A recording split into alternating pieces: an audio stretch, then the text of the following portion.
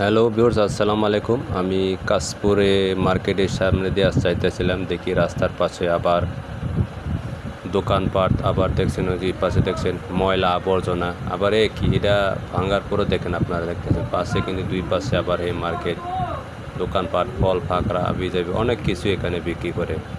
তো বাংলাদেশের পরিবেশটা আসলে খুবই খারাপ। দেখছেন রাস্তার দুই পাশে আপনার ময়লা চলে দেখতে পাচ্ছেন।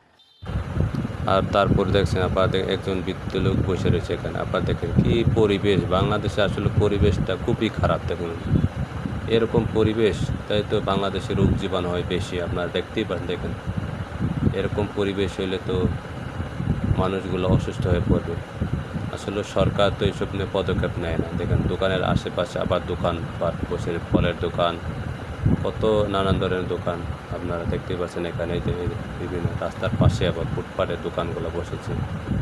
আমিও হাঁটতেছি, আমার সাথে আমার মুস্তফা ভাই, সাথে সাথে আমরা দুজন হাঁটতেছি। আজকে এই পর্যন্ত থাক, পরবর্তী ভিডিওতে আবার দেখা হবে। আসসালাম।